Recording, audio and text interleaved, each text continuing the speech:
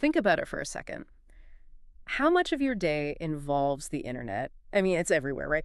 But what happens when that connection, well, it starts to feel a bit out of control. Today, we're doing a deep dive into something called internet addiction. It's a growing public health issue worldwide, and it seems to hit one group particularly hard. That's right. Internet addiction, or IA. Yeah. It's basically when someone can't control their internet use, and it starts causing real issues. Psychological problems, social fallout, trouble at school or work. Okay. And what's really striking, how common it is among young college students. We're talking 1.6 times more common than in the general population. Wow, really? 1.6 times? Yeah. And it's not just about spending too much time staring at a screen.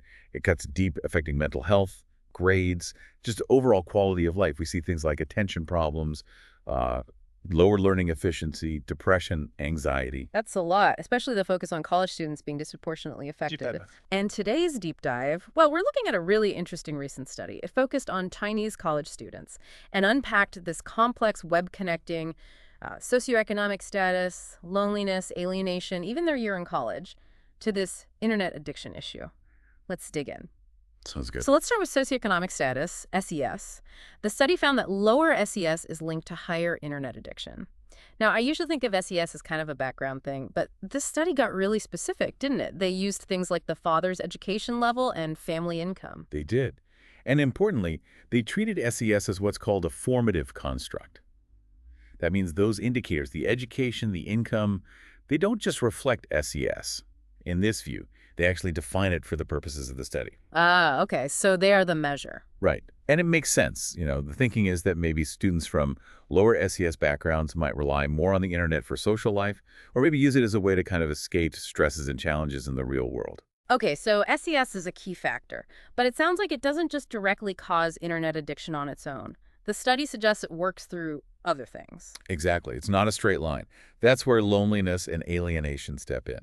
The study calls these maladaptive cognitions, basically unhealthy ways of thinking or feeling about your social world. Maladaptive cognitions. Okay, so loneliness is feeling disconnected, and alienation is like feeling estranged, not belonging. Precisely. And these two feelings act as crucial mediators. Yeah. The study found they play both separate and serial mediating roles. Separate and serial. What does serial mean here? Like one leads to the other? Kind of like a chain reaction, yeah. Oh. So lower SES might increase feelings of loneliness. Then that loneliness can actually intensify feelings of alienation. And then both of those feelings together can drive someone towards the internet, maybe seeking connection or emotional comfort, which can ultimately spiral into addiction. Wow. So it's a pathway. It is. And get this, these two factors, loneliness and alienation, together they explained over 70%. 70%. Yeah, 70.27% to be exact, of the variance in that link between low SES and internet addiction. That's huge. It tells us how important these emotional states are in this whole picture. That's a massive piece of the puzzle, definitely. Okay, now this next part, it really caught my eye. We often talk about the sophomore slump in college, right? That idea that maybe second-year students facing more pressure might turn to the internet more. Right, the sophomore disease idea. Yeah.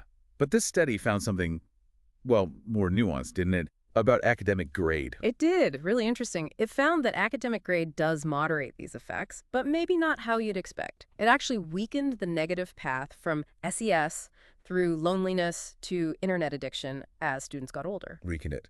So juniors and seniors were less affected in this specific way. Yes, compared to sophomores particularly. The thinking is, as students progress, other things start kicking in. Maybe more pressure about jobs, clearer plans for the future. They get more involved in different social activities, relationships. Oh. So those factors might actually lead them to pull back from excessive internet use and maybe find a stronger sense of real-world belonging.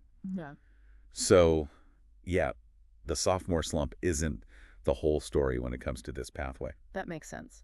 So, putting this all together, what does it mean for, actually helping students? What are the practical takeaways here? Well, it points towards needing a multi-level approach, really. On one hand, you've got the bigger picture, the sort of distal factors like SES that needs broader policies, think economic opportunities, improving educational access and attainment. Right, the systemic stuff. Exactly. But then you also need to tackle the proximal factors, the loneliness, the alienation much more directly. That means things like targeted psychological support, cognitive behavioral therapy, social skills training, things like that. So both broad policies and individual support. And the study specifically suggests things like getting parents more engaged, providing financial aid and tutoring support, making mental health services readily accessible, and offering solid career guidance, especially for students coming from lower SES backgrounds. It really paints a picture of how interconnected everything is, doesn't it? Family finances, feeling lonely, feeling like you don't belong, and how that shapes something as modern as our internet habits, especially for young people trying to find their place. It absolutely does. And it leaves us with a pretty important question to ponder, I think. How does understanding these complex pathways, seeing how socioeconomic realities can influence our deepest emotional needs for connection and belonging, how does that change the way you think about digital well-being? Not just for yourself, maybe, but for the people around you, too.